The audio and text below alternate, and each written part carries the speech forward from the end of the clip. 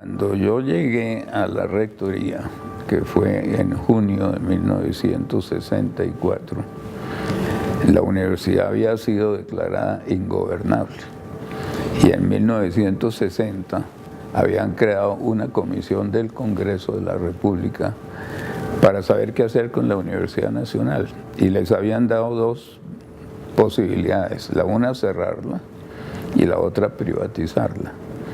Y entre 1960 y 1964 hubo 8 rectores en la Universidad Nacional, porque era tan violento el movimiento estudiantil que tumbaba a los rectores.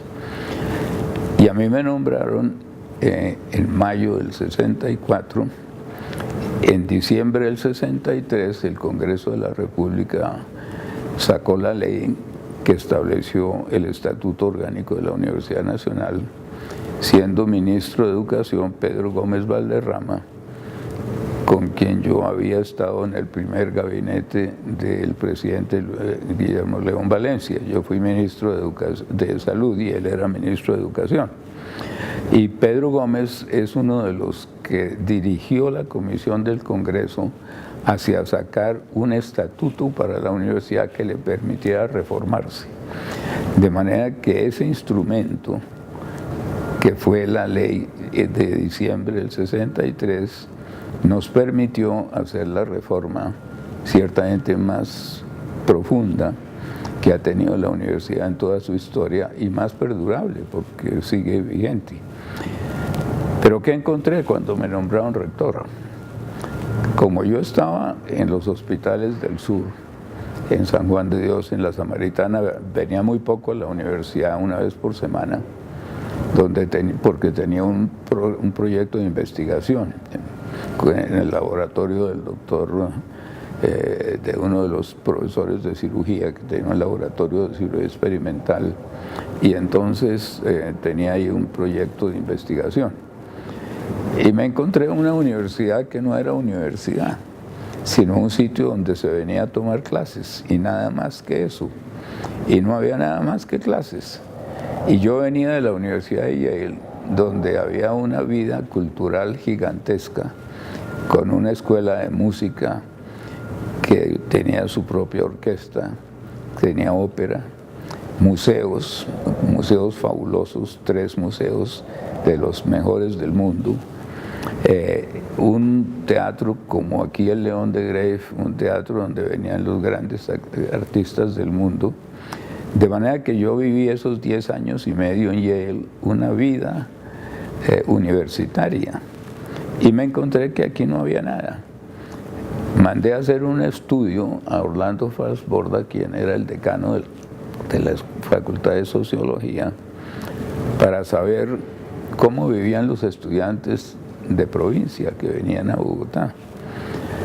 Y le pedí que hiciera una encuesta más que un estudio y me diera la respuesta muy pronto. Y me respondió que en lo que había visto, los estudiantes tomaban un cuarto en lo que se llamaba en esa época una pensión.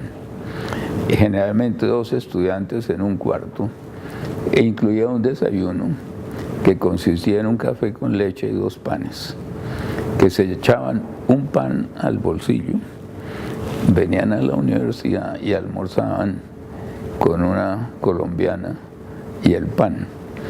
Y a las 5 de la tarde yo les decía en el Consejo Superior: si no echan piedra, es que son unos ángeles o unos bobos, porque no puede ser que un estudiante llegue a la Universidad Nacional y encuentre que lo único que hay es clases.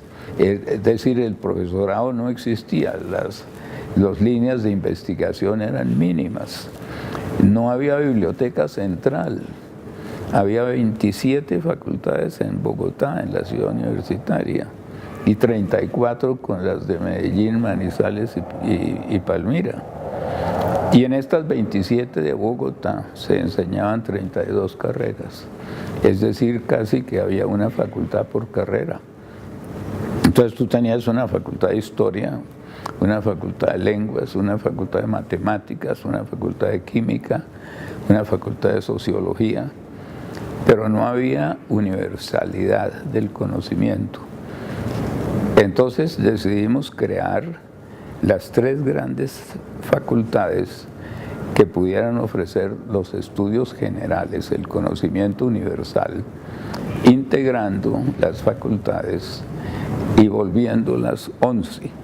Entre ellas las 3 grandes facultades que dominan el conocimiento universal, la de ciencias, la de artes y la de ciencias humanas.